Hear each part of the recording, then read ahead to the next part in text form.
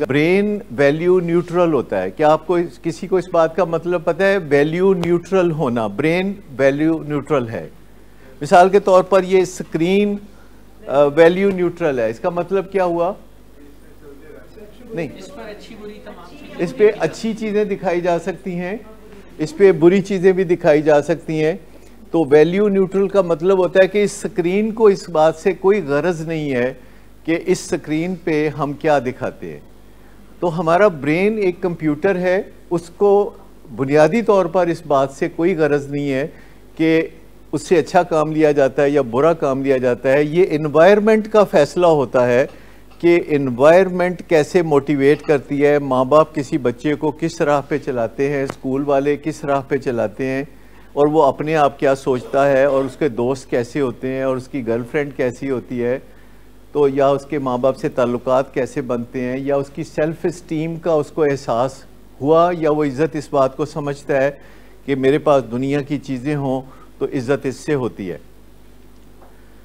क्या आपको अंदाज़ा है कि अगर आप किसी भी बंदे से पूछें, किसी भी नौजवान से पूछें कि आप ज़िंदगी में क्या चाहते हैं, तो 90% ये जवाब देते हैं कि वो रिच होना चाहते हैं।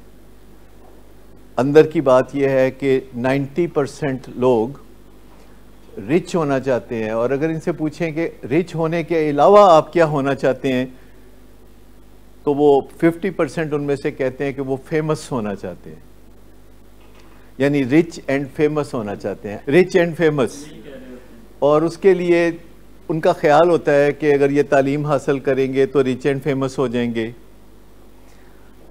और यही वो बुनियादी सोच है जिसके तहत 1938 में एक स्टडी शुरू की गई थी कि दुनिया में हमें खुशी और कामयाबी और लंबी ज़िंदगी कैसे मिल सकती है।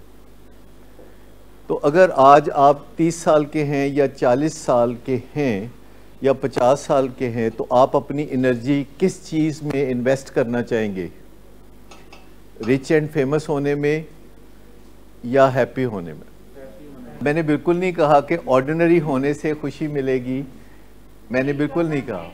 ये आप कह रही हैं, मतलब वो आपने उसकी दूसरी साइड ले ली ना। हमने बात सिर्फ इतनी की थी कि वालिदैन या सोसाइटी लोगों को ये मैसेज दे रही होती है कि तुमने रिच एंड फेमस होना है, तो वो रिच एंड फेमस होने के लिए चल पड़ते हैं। इसका मतलब ये नहीं कि हमने बच्चों को रिच एंड फेमस होने से मना करना है। इसका मतलब ये बिल्कुल नहीं है कि हम अपने बच्चों को बोलें कि तुमने रिच भी नहीं होना, तुमने गरीबो गरीब होना है, तुमने तरक्की नहीं करनी, और तुमने बिल्कुल मशहूर नहीं होना, तुमने गुमनाम होना है। इसका मतलब ये हरगिज़ नहीं है। वो मैं थोड़ा, आपने इस सवाल से मेरी बड़ी मदद की कि मैं ये एक्सप्लेन कर सकता हूँ आपकी बात से कि मतलब ये नहीं है कि हम अपने बच्चों को कहना शुरू कर दें कि आपने रिच नहीं होना, आपने फेमस नहीं होना, आपने हाई एजुकेशन नहीं करनी, आपने बेहतरीन तालीम याफ्ता नहीं होना। तो ये मतलब नहीं है कि आपने गरीब होना है, आपने अनपढ़ होना है, आपने जाहिल होना है, और आपने एक गुमनाम होना है। इसका मतलब ये बिल्कुल नहीं है। इसका मतलब सिर्फ ये है कि आपके अंदर, यानी हम अपने बच्चों को कह रहे हैं कि आपके अंदर रिच एंड फेमस होने का पोटेंशियल है, और आपने रिच एंड फेमस होना है। लेकिन आपके ऐसे रिच और फेमस होने का क्या फ़ायदा कि अगर आप खुश ना हो और पुरसुकून ना हो, तो आपने रिच एंड फेमस और पुरसुकून होना है। यानी अगर आप इसके साथ सिर्फ एक चीज़ ऐड कर दें कि आपने rich and famous and sober होना है, ये कतई तौर पर सबक नहीं देना बच्चों को कि आपने रिच एंड फेमस नहीं होना, एजुकेटेड नहीं होना, ये नहीं मतलब। आपने जो मैसेज ऐड करना है वो ये करना है कि और पुरसुकून होना है, रिच एंड फेमस और पुरसुकून।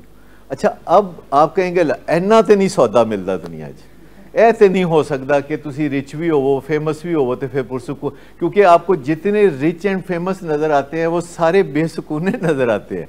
और फिर अपेरेंटली बंदा कहता है कि ऐसा मतलब है कि ये जो रिच एंड फेमस होने की कीमत है ये बेसुकूनी है। ऐसा नहीं है। रैट रेस में जाने की ज़रूरत ही नहीं, क्योंकि अगर आप उसको अगर विन भी कर लेंगे तो you will still be a rat, तो उसकी नहीं ज़रूरत। आपने किसी रेस में नहीं पढ़ना।